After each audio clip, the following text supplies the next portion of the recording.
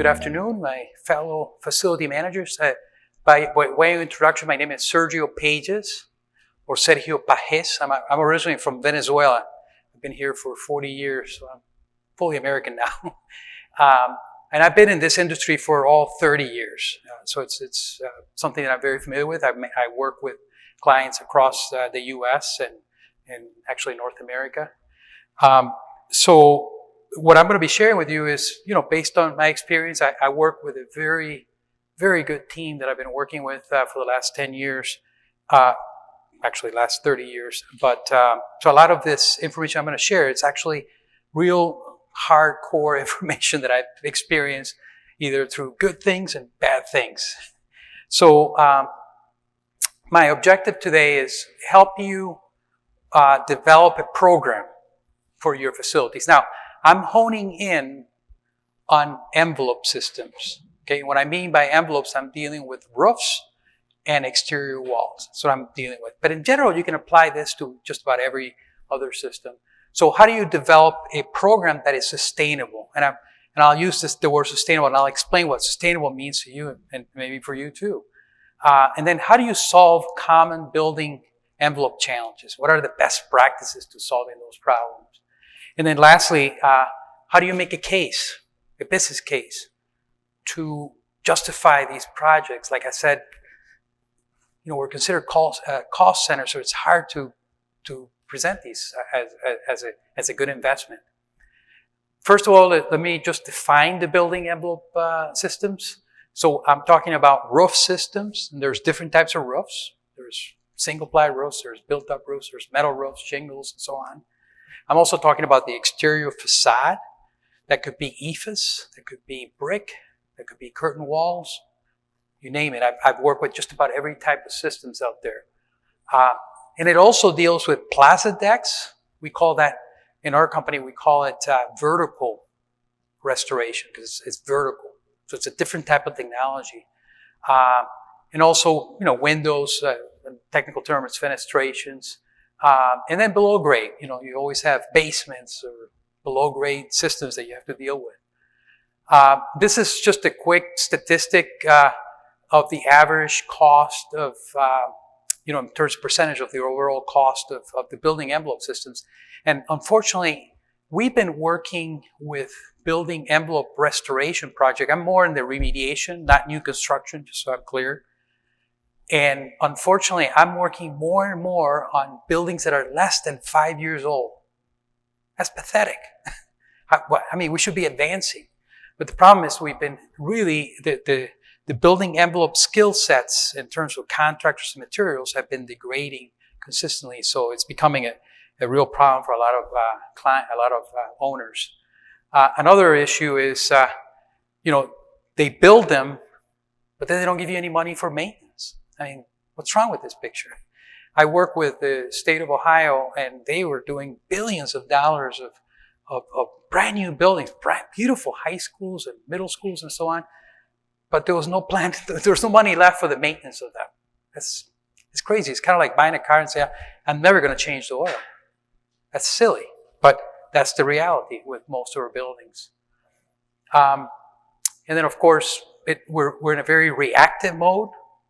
It's only when it's absolutely at the end that we start really being able to get funding. And that's something that I'm hoping that culture will change. Now, I've been working with my friend Barry at Johns Hopkins, and 30 years later, he's still struggling. So we got to keep fighting that fight. So I'm going to start with this quote by this admiral. And it says, "You must never confuse faith that you will prevail in the end, which you can never afford to lose, with the discipline to confront the most brutal facts of your current reality, whatever they might be." So we need to confront the most brutal facts of your current reality. I start with this quote because the first thing you need to do in terms of being able to develop a plan for your envelope systems, for your roofing systems, and so on is you really need to know what you have. You can't just measure them and say, oh, I got 1.4, 2 million, 5 million square feet of roof. you have to know what condition they're in. So we need real brutal facts about them.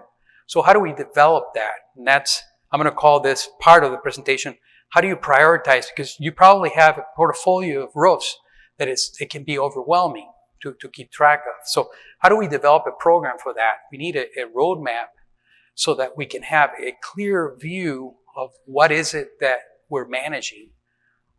And that will help us prioritize. So the first step is to inspect them, to do a physical inspection. You have to plan to do a physical inspection of your roofs periodically. Obviously, the ideal is that you inspect them at the end of, especially in northern states, at the end of spring, which after you've been through a tough winter, and then in the fall. And you can do it more of a cursory view by your own teams. And then you can hire a professional to do more of a comprehensive one every 5 years. That's kind of the best approach, or the best practice recommended. And then you have to make sure you're doing it right. I'm showing this picture because here's an example where it wasn't done the approach that I'm suggesting. This is a hospital where there's doctor's offices in the floor that's right above the roof, and it was leaking profusely underneath these offices, and the facility manager requested to the C-suite about $500,000 to replace this roof, I think it was. And he got it approved right away because there was a lot of pressure from these high, expensive doctors. And so they approved it, and they were about to engage the contractor. So they started digging into this, and then they realized, wait a minute, that roof is only 5 years old. Why is it leaking already? And it was dramatic that it was failing. Well, it turned out that it wasn't the roof that was leaking. It was the transition between the roof and the wall. And what you see here in the picture is the little pen that shows what that breach was. Okay, so that little breach actually was throughout the entire flashing, had allowed water to get into the system, and it short-lived the building or the roof by almost 15 years. It was failing already after 5 years. So obviously they had to replace it because it was severely damaged, but they needed to not just do the roof, but do the problem that originated this. So my point is that you really need to be very clear about what is it that, how is it that you're doing the inspection so that you're not being more reactive because of false information. So I'll show you an example of how you assess the roof. Here's an example of a plant that I did in the last 5 years. And you can see it's a fairly large structure. The first thing you do is you develop a CAD drawing for that plant. Okay? And obviously that's part of your inventory, of the different buildings. You're creating a CAD drawing for that. And then, of course, you do an inspection. You want to make sure you're having a professional who knows this, and there's a lot of professionals that are very well versed in this. They're certified.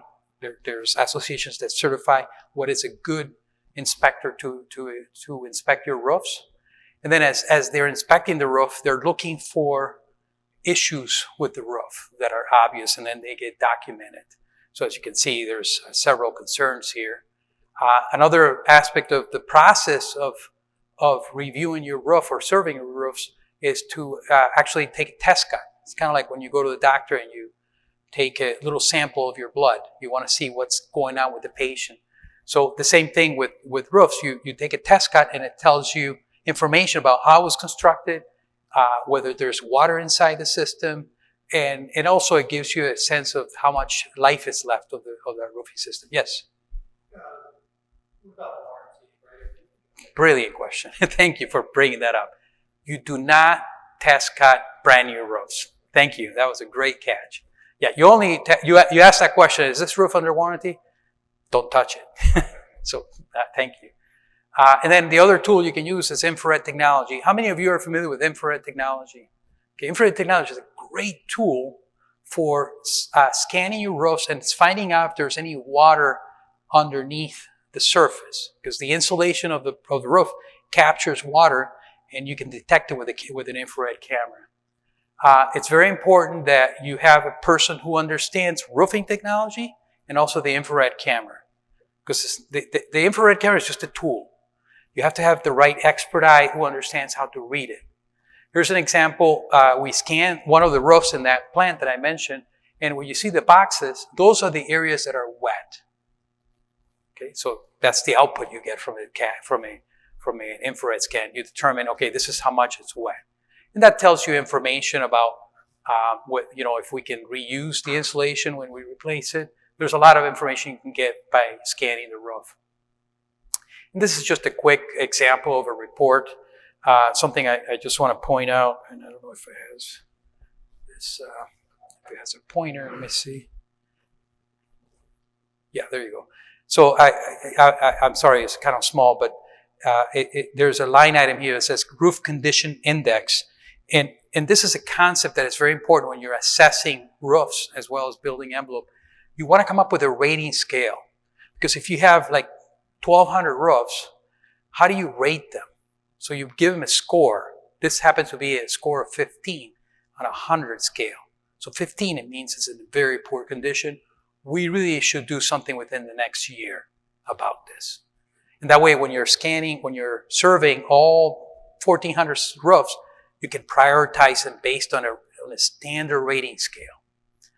And it also tells me in the drawing or in this document that it's about 15 years old, that particular roof. That's good information to have. Sometimes roofs have skylights. How many of you have skylights on your roofs? Do they leak? They always leak, it seems like. And here's the rating scale. So 0 to 100, 15, very poor. That way you can get across the board a rating for all your roofs. This is something I'm going to keep repeating. It's more like a tenet, a principle. Let the conditions dictate the recommendations. Don't just, we need to replace a roof. Why? It's been leaking. No, let the conditions dictate the recommendation. Why is it leaking? Maybe it's just one hole. Maybe we just have to remove the wet insulation. So let the conditions dictate the recommendations.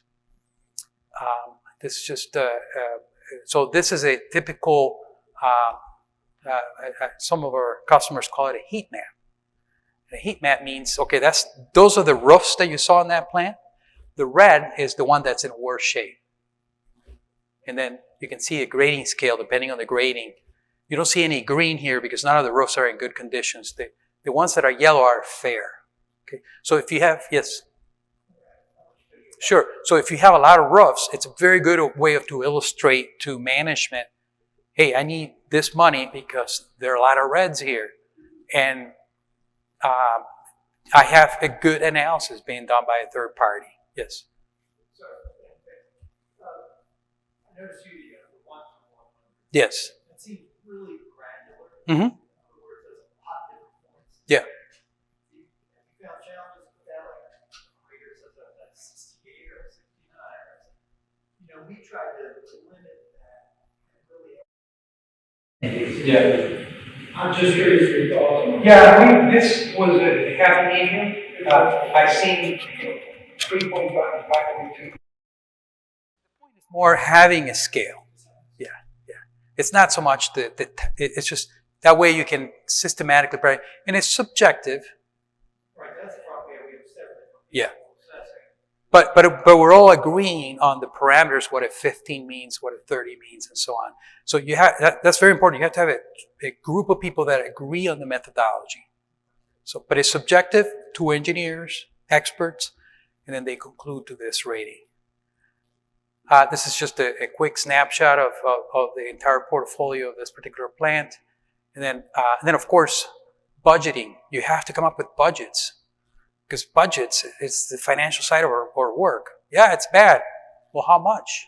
And then these dollars are very important because when you are out there requesting funding, those numbers better be right. You can't come back and say, oops, people don't like that. So the budgets have to be tight. So you want to make sure you're working with a team that has a good pulse on the current pricing on roof replacements or roof repairs and so on. And then, of course, you can project it. This is just an example of projecting it, multiple years. This is just same story, but it's just multiple buildings. You got the North Campus, Strawberry Hill, Energy Center, spread out. It's just an example of how you put a plan, because each one of these buildings may have 10 or 100 roofs, but then you have it all scheduled that way. This goes very well to the C-suite for funding, to the board, to the taxpayers. Now I'm going to jump to envelopes. That was just a quick snapshot on roofs. I'm going to work down to envelopes. So envelopes is the shell. Now the drawings are a little different because I'm looking at elevations. Okay, it's the facade, the exterior facade. Okay, I picked up a really bad building. It's really in really bad shape. But it's a factory. They don't really care. So we've been restoring it systematically. But you can see the different types of construction and some pretty bad situations there, where things are falling apart. And then, some cases are very obvious. You're having some displacement of the brick. This is a case where the facility manager was, kept caulking it, and then finally it snapped. Now, what you don't see in this picture is right underneath, it was a walking path where there's people coming into this hospital. This happened on a Thursday. By Sunday, everything was fixed. And it cost 3 times as much than the caulking that he was doing every year. By the way, this is the entrance of Bronson Hospital. But no, budget. But you never want to tell anybody that. And sometimes for envelope, so I mentioned in roofs, you have to do a test cut. So in envelopes, sometimes you have to open the wall to see what's going on. So in this case, there's water coming in, and we had to remove some brick, and we found out that the end lap was not installed properly. This is the proper installation you see on the right, and that's where the gap is. That's why there's so much water coming in on a specific driving rain. Okay, so that's kind of an example of how to do an assessment on a wall. Sometimes you can do an opening, so you may use a boroscope. A boroscope is a camera that you have a little snake that you can pull the camera inside with a light, and you can see what's behind the scenes. Like I said, I've been doing repairs on buildings that are less than 5 years old. So sometimes we take this snake, look behind, and say, "Oh, the drawing says this, but that's not what I'm seeing in the camera." Because, I don't know, the crew was tired that day or something happened. They didn't finish the work that should have been done. So now the client's paying a ton of money to repair it. Also, you can do testing. Sealants have sealants. It's a man-made product that after years and years, they start losing elasticity. So this is an example where an engineer will do a test to pull and see how much elasticity is left of the sealants. You do representatives in your walls, and then you get an idea, it's time for a big full seal replacement on this building. You can also use Rylium tubes. Rylium tubes, you plug them into a wall, and it tests the porosity of the wall. And the sealant that you can put a sealer to see how much water is getting into the system, and then update it accordingly. Yes, sir. I think it's, depending on the type of I think it's only like maybe 2 hours, something, depending on how much water you put on top.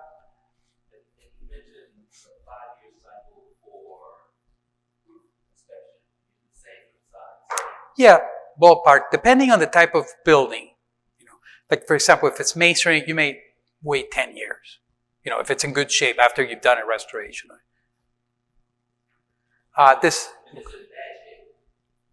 Then I will say every 5 years, yeah.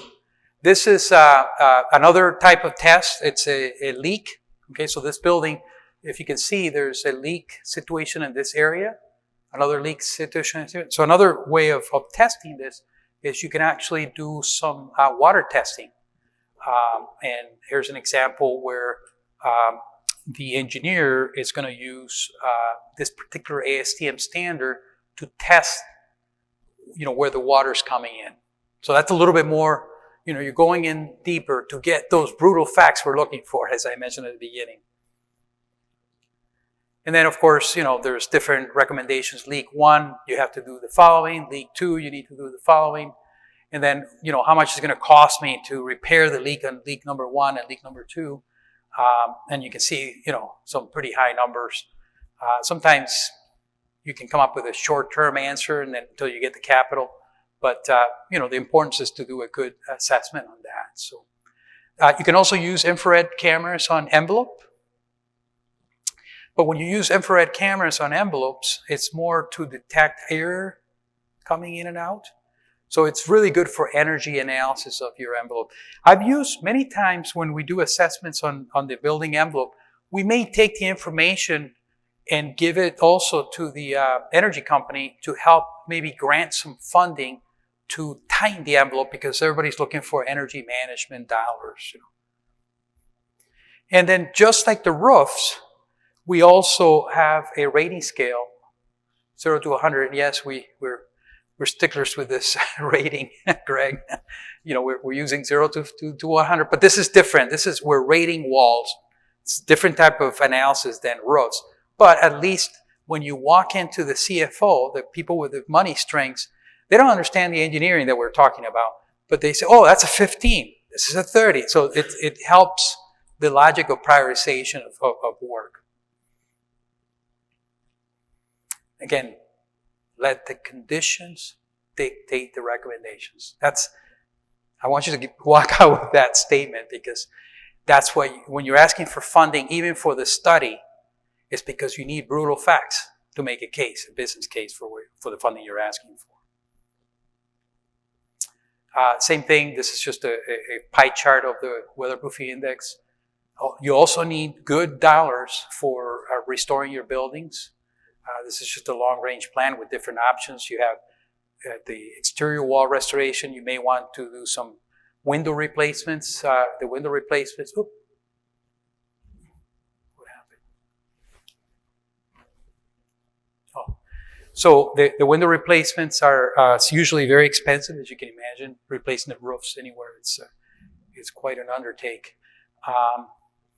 So when you have all this information, now you have a plan to be able to deal with these facilities. And I always like to stress this, data drives our decisions. When you have good data, you're able to decide what is it, when the funding comes, what is it that I'm going to prioritize? Obviously, you're going to prioritize on your 15s because they're in the worst shape. Let the conditions dictate recommendations again. This is just using that condition index, Greg, that I mentioned. Usually anything from 0 to 30, that's capital dollars. Okay? And anything that's 70 to 100, that's operational dollars. Because most of us have that division. And then in the middle, this is a very good opportunity. Sometimes, I'll be very specific on roofs for you, Greg. There might be opportunities where a roof it's in a 50, and for maybe 30 cents on the dollar, I can double the life of the roof at that point. Okay? It's not a replacement. I'm not repairing it. I can double the life if you give me 30 cents. Now that's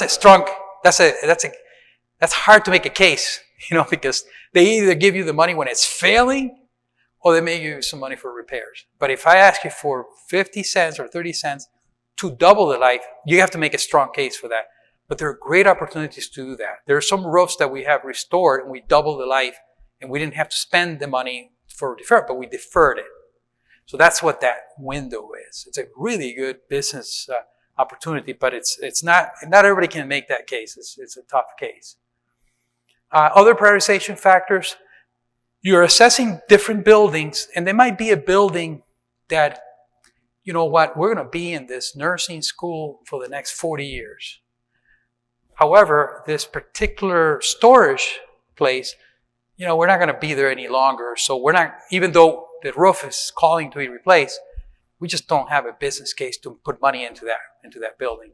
So these are the categories: long-term, medium range, short-term, and we decided to move out of that building. The worst examples that I have is I've been told for 20 years that I've been moving out of that building, but I still have to maintain it. I'm sure you guys have some of those buildings. Those are very challenged, but that's another prioritization. Another prioritization scheme is what are the risk factors? There might be some risk to public, like I mentioned, that entrance, it's an emergency. Risk to the inventory if you're in manufacturing. I got robots, machinery underneath, that's going to be a take priority. Risk to the infrastructure, or maybe there's a structural importance to what you're trying to do. I always like to use this example. This is an energy company. They wanted me to assess this building. It's literally, it's a shack. It's like a garage, okay? And it's got shingles on top. What I found out is inside this building is a substation, if you're familiar with substations in a energy related company, and it provided electricity for an entire city coming from here. It was not a big city. So they want to make sure that roof was not leaking. So sometimes you have to pay attention to what's underneath, Okay, so I just finished talking about how do you assess the conditions, those brutal facts. This next part is more how do you solve problems. Okay, so now I got a project and I have to solve it. I have to replace the roof. I have to restore the wall. What are the best practices to do that? Okay, so what we highly recommend, this is most of our clients do, is that you go through a design phase. So you go through a design development phase, you prepare documents, and you bid the work. That may seem very normal, but I don't know how many of you do this. I'm sure none of you do this. You call 3 roofers, you get 3 quotes, and you submit the low one. No, none of you do that, am I right? Well, I'm not saying you can't do that, but my point is that you skip the design process. You just ask them. You see what I'm saying? But I will say that maybe 80% of my clients, they do exactly what I just said. They don't design anything. They don't check the brutal facts. They just ask 3 contractors to come look at the roof, and they tell you, oh, it needs to be replaced. Why? There's some pictures, and it's been leaking. Well, my point is, I highly recommend don't take that approach. Take more of a systematic approach. So this is the approach we're recommending.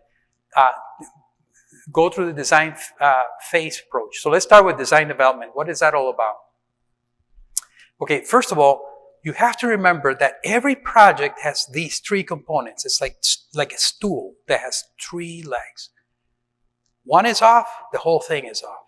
You have to have good design, a good design. You have to have good workmanship. You have to have a good contractor. You may have the greatest design, but the wrong contractor, this thing's not going to work. And then you have to have good materials. Any of those 3 get missed, you're going to end up with a bad project, a bad roof, or a bad restoration of your walls. We call this the construction pie, like the peace sign, the construction pie. So if you don't have this harmony, you get into this situation. Oh, no, you designed it wrong. Oh, the material was wrong. The contractor is wrong. So you got to have harmony between all of these 3 in order to have a successful project. Another thing you want to do is do a cost analysis. For example, should I put this roof that is going to cost me $100,000, but it only lasts 10 years? Or should I put $150,000 and I get 20 years? It's the annual cost of ownership is better. Or do I over-engineer and pay the same $150,000 and it will last 25 years? In other words, I add more belts and suspenders to make it last longer. Also, you need to make decisions about, I mentioned either restoration or capital project. Here's an example of a restoration project where we coated a metal roof and added more life to it. And then I mentioned the scan information. If you have scan information, you can put that into your design development and develop a plan to address that scanning. Cladding is another example in that pre-design development. Maybe we need to restore the facade, do all this brickwork. Maybe the restoration of that all the walls of that particular building is going to cost me maybe $750,000. But in the design development, we decided, what if we just clad it? We're not going to fix the brick. We're just going to clad it. This is actually a project that we did. and we did it for half of the cost, and it looks more modern. It's another option in your design development. Parking structures, I didn't bring too much about parking structures, but I've been working with parking structures for a long time, and coding the parking structures is a very critical, especially at the top part of the parking structure. This is a parking structure that we just restored in Green Bay. Also, you need to decide what project delivery method you want to do. Do you want to do a typical design bid build? If you're in government, you're probably locked to this. And the other method is more of a construction management. You hire a CM, and then they take care of dealing with the rest of the team. Or maybe you have a design build approach where you actually bring in a team that will do the whole thing. You can do any of these project delivery methods in roofs, building envelope, and other systems as well. But it's something you want to make a decision when you're pre-designing the work. And then obviously the ultimate goal is at the end of this design development, we have a very clear technical memorandum that is a consensus between all the people that are going to be working on this. And then before you start finalizing the drawings and the construction documents for the project. So after the design development phase, we go into the construction documents. How many of you have seen a project manual for a project? Okay, you see them a lot in new construction. In new construction, you don't even question having a project manual. But for some reason, for roofs and for walls, you just call the contractor. There's no construction manual, and they are doing it the way they know how to do it. But there's no construction manual. We recommend that you have a construction manual for every roofing and building envelope project, obviously depending on the size too. A construction manual, this is an example of not having a construction manual. This particular contractor said, I'll give it to you for $513, and there's just a few list items. They don't tell you how they're going to do it, what materials they're going to use, and this was approved. Purchasing went out and gave them an $848,000 contract. There's no project manual. So again, a project manual, if you're familiar with the CSI, all 16 divisions. This is the old, but we're all still using it. And then, of course, this is the structure of a project manual. You have the bidding requirements. To work for the Maryland government, you have to comply with certain things. If you're working with a particular university, you have to comply with certain things. Then you have Division 1, general requirements, specifications. That's the detail. What kind of roof am I getting? What are the details? And then the drawings, not just the layout of the roof, but also the particular details. Same thing with the building envelope. I don't want to get into the specifications. I actually have a whole seminar on that we do. It's like a 4-hour seminar on writing specs for roofing and building envelope systems. But these are just some things that I picked up. This is, for example, how do you put a joint? And there's different ways of designing it so you have a watertight joint. Here's an example of a poor joint design. You'd notice that there's a particular geometry. When you put a sealant, a particular joint sealant, you have to have a certain geometry. And again, if you don't have this in the specification, somebody's not checking, they may do it the wrong way, and it fails prematurely on your sealants. So that's very important to detail in the drawings. Here's another example of a corner joint. What's a poor design and what's a good design. This level of detail is very important when it comes to building envelope systems. The other thing you need to know is my material compatible with the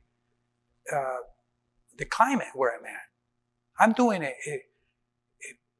just a terrible job in Erie, Pennsylvania, where this architect brought this beautiful travertine panels. They built it right on the Erie Lake. These things are failing, and we're talking several $1 million to replace the skin of this building. Okay, because that design worked really well in San Antonio, but it doesn't work well in Erie. So you have to be careful about the type of products that you're using depending on the climate that you're in. So again, the project manual, this is a very solid, by the way, we're a very conservative company. So we tend to use things that have been tried and proven for a long time. So the project manual is something that was established in 1964 by the American Architects, Institute of Architects. It provides the contractors with an organized format of what you're asking them to do, and it enables you to acquire very good quotes. Okay, very good quotes. So at the end, you're getting apples with apples. Because many times a contractor will say, well, I'm $300,000 less than the other one. What's the difference? Well, they're putting a smaller insulation board. Well, what does that have in? Well, there's a lot of implications. So it's very good that it's very important that you have a good construction manual so you're getting apples with apples quotations. So once you have the project manual, you go to the bidding phase. In the bidding phase, one strategy is the earlier you bid, especially in northern states, the better the pricing. The earlier you bid, the better the pricing. Why is that? Because all of you who are in the educational system, you're going to really create a pent-up demand when those kids leave. And on June 14, all these projects get released. So if you're not in the queue early in the year, you're going to be competing with all the educational systems and the highways. Everybody's claiming for this money. So the earlier you bid, the quicker you get in the front line. And what do you get? A better pricing. That's what the statistics show. And we have done this over and over every year. That's why we came up with these numbers. Because we found projects that were like considerably cheaper if we bid them in January. Now we're actually bidding in the fall. After COVID, we're bidding in the fall for the following year. Because it's how bad it has gotten. Yeah, but roofs are more in the fall. Asphalt, I do asphalt paving. That's more January, February. Building envelope, fall too. Yeah. How am I doing on time, Mark? Okay, good. Okay, so in the bidding phase, you want to make sure you have a very good qualified list of contractors. So it might be people that you've worked with in the past. You may also have references from other people. We do probably somewhere around $30 to $50 million every month on construction work. So we got a good pulse of who's doing the right thing, who's not doing the right thing. And so we tend to invite them. So we got to make sure you have a qualified bidder list. You don't want this mom and pop operation that shows up and says, "I'll do your roof for half the cost." So you gotta select very careful. And then you want to make sure when those bids come in that you review them, you tabulate them, you have vetting meetings where you check whether they comply with everything that they have. Okay, so you awarded the project, and now you go into construction. Okay, so you can't just go. Somebody has to watch the hen house, So construction is very important that you, first of all, always start with a pre-construction meeting. Always start pre-construction meeting. Do you need somebody to inspect what's happening by a third party full-time? Or do I want them to be there once in a while? You want to do a final stage inspection. Make sure that everybody's submitting their guarantees and warranties. And then, of course, afterwards, like we talked earlier, you want to do ongoing inspections for maintaining the asset that you just that you're building. Part of doing the construction review is you always want to start with a mock-up. Well, before you start doing all my windows, show me an example. Do a mock-up. Okay, so here's an example of a mock-up. This is a particular, very different kind of window. But we asked them to give us an example. How are you going to weatherproof the bottom part of the... So when they're doing all 150 windows, we know that they're following what we explicitly drew. And so mock-ups are very important. There's very clearly delineation of how they're going to install it. And then throughout the project, you also do some field testing. There's different types of testings. There are different types of ASTM standards. I'm not going to go through all of them. There's some pretty extensive ASTM testing. One of them is water testing. Depending on the type of work that you're doing, especially if it's a window, you may want to do test the windows. Let's say you're replacing 100 windows because they've been leaking. So as you're installing it, you test a few. Make sure that when you're done, it's not leaking anymore. So field testing is very important. There's different methods of testing it. In this case, they're using a rack to recreate driving rains. So it's not just a hose. There's a clear procedure on how to do this. You also perhaps want to scan them. This is a project that I did in Pittsburgh. It's where the Penguins play, if you're a hockey fan. In any case, we scanned this roof and it was part of the end of the product, make sure that everything was clear at the end. Again, scanning is very important. These are other types of testing. Oh, this is an example of I mentioned there's different types of envelope, and one of them is horizontal restoration. So this is a plaza deck. Okay, this was actually a slab on grade before that somebody had a change order and they decided to put a basement underneath, but they didn't flash it. They just did that, but they never did the proper design. So we came back and changed the slab into a garden. That's what you see here. This is during construction, but what I want to point out to is, it's kind of a silly picture, but it's fun. I don't know if you can see some ducks floating there. So what we did is we flooded it and we just threw some dummy ducks because these are patient rooms looking in, so just kind of entertaining them. But the point of this is that when we finish all of that is a waterproofing membrane that's there. So when we flood it, we're testing to make sure that there's no water going into the basement anymore. And we found 14 leaks before finishing it. So we closed it, we flooded again, there was no more leaks. You can see the final product there. This is, well, I'm not going to talk about this. This is the David Lawrence Center. This is one of the greenest convention centers in the country in I can't remember, 2001. Anyways, yeah, it's a suspended tensioning. It's the architect's dream and the facilities manager's nightmare. It's leaking all the time. Water comes through the. Yeah. But anyways, I was going to tell you a story about that, but I don't have time. But we did there was a roof there that was failing, so we ended up replacing, and then we put a green roof on top. So sometimes you can do that. This is a technology called vector mapping, where you can actually, in a plaza deck or in a roof that is got overburdened, like grass or some kind of vegetation, you can put a system that checks with leaks all the time. So that's a much advanced technology, but it made sense on this particular project. I mentioned field testing. When you're constructing, you want to field test to make sure that the ceilings are adhering correctly. And this is a quote from our Vice President of Quality Process and Innovation. His name is Ian Steinhagen. And he says to me always, he says to our team, you don't get what you expect. You get what you inspect. I think it's a good quote. He says it's not his quote, but he uses it all the time. So that's very important to end in this particular section.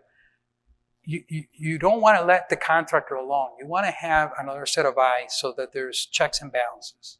We use a very famous quote by a former president. I'm sure Jerry will recognize this. Trust but verify. Who said that, Jared? Come on. Ronnie. There you go. Trust but verify. So you have good relationships with contractors? Trust but verify. I trust you, but I'm going to check on you just to make sure. So the last part of this presentation is actually Jared's forte. How do you sell this? How do you sell your projects to your C-suite? Because that's one of the biggest challenges. As I was sharing with you with my friend last night, it's always very hard competing with all these other things. How do you make a strong case for that roofing project and that envelope project when there's all these other things that make money for the institution or are more aligned with money-related influence. So this is just a very high-level process of sales. How do you present? How do you sell? And this is a typical sales process that we have used when we're helping our clients. You want to make sure this makes sense, but you want to have a good relationship with the people who are running the money, So you want to have a good relationship and then identify what they like to see. What is it that they like to see?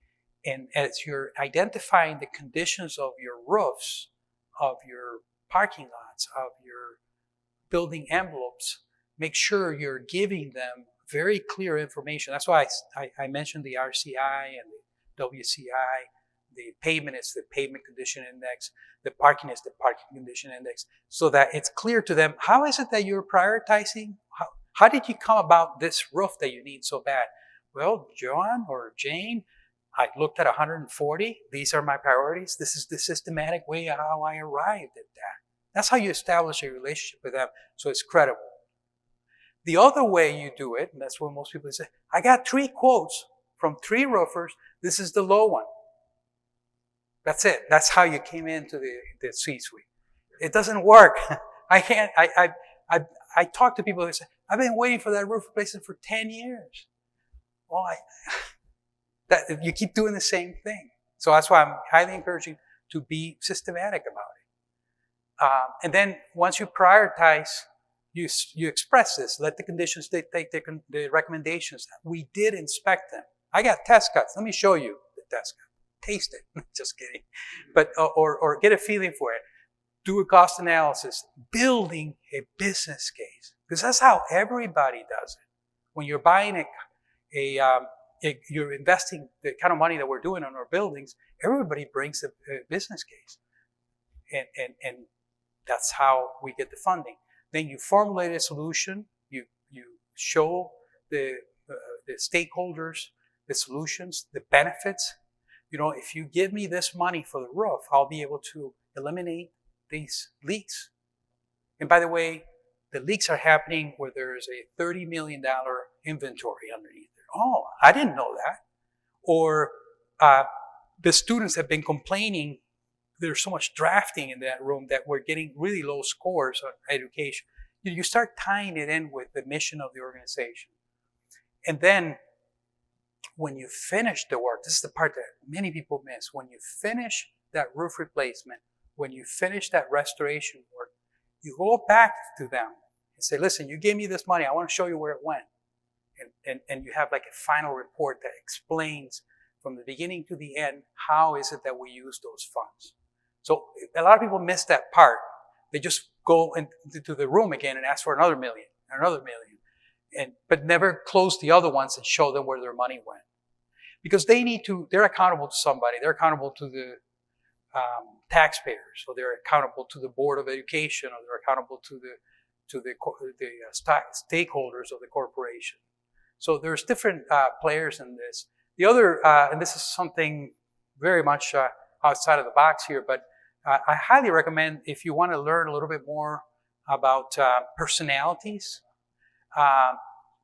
there's a test that we do. In fact, everybody that comes to work for us goes through a test called DISC. And you don't have to get a test on different people, but you can get an idea of what people want. So if you're working with a very analytical person, they want data. They really want data, okay? If you're dealing more with an expressive, they are more social. Yeah, they're more talkative. So you gotta, and just know who your audience is. I guess that's my point. And the other point is that nowadays it's not just one person. There's multiple people. So you have to cater to different people. You're always selling internally. You're sending a note here. You're sending a note here. The project's going well. The project's, challenges that are going on. Keep it in good communication. And then, like I said, always present the final report that shows, how the work went. We add this. It's important. I'm going to finish with this part. It's very important that after you finish a job, especially in roofs, that you come back and inspect it a year after. because you're going to catch anything that could have been missed first year, especially here in Maryland or any northern states, because that's when it goes through a full winter and you're still under warranty. The other thing you can do is do an infrared scan on the second year, and that way you're completely sealed. What we do, because it's really hard to get can we pay for an inspector for the roof that we replaced last year? Ain't gonna happen. They gave you the money once, and they're not gonna give you any more money. But what we do is we put it in the project, so it gets capitalized up front, and then that particular entity is forced to come 2 years later to scan it, and it's been capitalized. But it's another level of security, especially with roofs. Very important. Confirmation, return on my investment. No more leaks, no more complaints. The energy costs have gone down. Maintenance is lower. It looks better. My occupants are very pleased with the work. There's no disruptions to operations. We also save some money. This is an energy calculation of the savings that we incur. And this is a quote from one of my former interns. The less new buildings that we can construct, the better, because construction is such a huge drain on our environmental resources. This is just a plug for, let's keep what we have rather than building something new. And most of us are in that business. We're trying to maintain what we have. So this is sustainable. Sustainable is not building something new that has solar panels and it has a green roof and it has the latest technology. No, sustainable means let's extend the life of what we have so we don't have to disrupt the environment any further. Again, it's just a reinforcement of that. Sustainability, service life, less impact on the environment. And then we obviously want those projects to be approved. Last night, as I was talking to my friend, client, Barry, he said, Sergio, about 20 years ago, you gave me this graph, and I've been using it ever since, and I forgot about it. And it's consequence of neglect.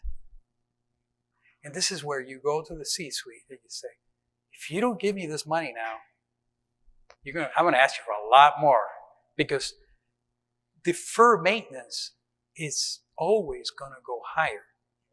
It's going to go always higher. So consequence of that, give me the money, otherwise this. Now, you don't want to pitch it that way all the time, but reinforce your statement, Yeah. And lastly, my colleague here, Jared, has been introducing me to AI. I'm kind of old school, so I'm kind of learning AI. What's AI? So I asked AI for this word because I've been hearing more and more the word resilience. There's actually a resilient engineer group. Resilient is becoming a very important word. And I asked, well, what is the meaning of resilience in the context of facility management? I thought this was a great example. By the way, those 1, 2, 3, those are AIs that are telling you where it got the information from, which is very important when you're dealing with AI because you don't know where they're getting it. But I like this quote, resilience in facility management refers to the capacity to adapt to changing conditions and to maintaining or regaining functionality and vitality in the face of stress or disturbance. Storms, winds, the envelopes are protecting us from the environment. It is a strategy to enhance the ability of a building, facility, or community to both prevent damage and to recover from damage. The tighter that envelope is, the better we are. Resilience is often thought of a series of strategies for hardening a building against a natural disaster and then setting the organization up to quickly recover after the disaster phases. It's a little more exaggerated, but it's good. Infrastructure resilience is defined as the ability to reduce the magnitude and/or duration of disruptive events. So it's just another tool that you can use as you're building your case. I had to tie it in with clean buildings. I'm in a clean building conference. So what are the 9 foundations of a healthy building? Where it pertains to our envelope, it definitely affects ventilation. Because if you have air leakage, you don't have good ventilation and air quality, the thermal health, and then moisture. We don't want moisture in our buildings, then you get mold. That's not a clean building. And then this is just statistic that I found that, something to do with the temperature inside the building. You know what, I missed one slide here, but it ties to the fact that there's more absentees and buildings that are not weather tight. So I have a client that told me after COVID, this particular person told me that they have this theme, this term called coffee badging. Coffee badging. What does that mean? Coffee badging. What it means is that they have a policy now that you can go into the office 3 days a week. I think that's kind of the norm nowadays, am I right?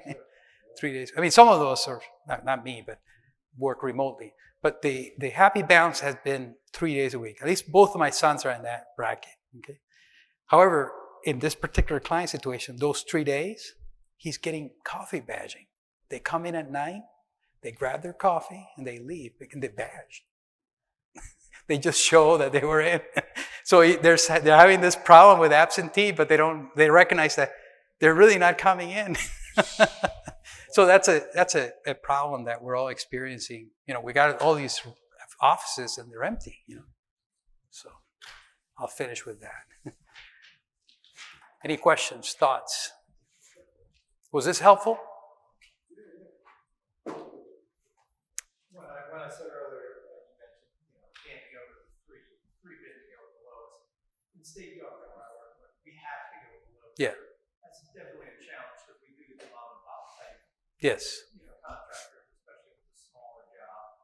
We had to actually terminate a contract a month ago. Yeah. Company just couldn't meet our specifications and supplies assurance. Yeah. So that definitely brings. Yeah, and let me reframe your question because we're being videotaped. So what you're saying is, and yeah, I know. You're saying, how do I deal with a situation where I'm in a public setting and I can't control who's bidding my job? So my answer to that is, if you have like for example, a contractor rating plan where you rate your contractors after every project, and you get into that situation, you have documentation so that when that entity comes back again, you can say, no, I get documentation that it supports that. Because we do it for a lot of our public sector clients. For example, the school systems, they get these mom and pops, but we see them somewhere else. And we say, hey, we have the proof that they didn't perform at this job. And then they're able to disqualify them legally, because you got to be. And then obviously, the other factor is if you have the construction documents, it says what kind of insurance I'm expecting for you.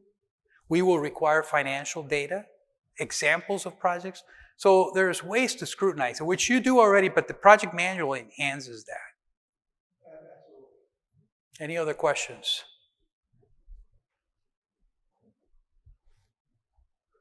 Okay. Well, thank you very much. I appreciate you coming at the end of the day.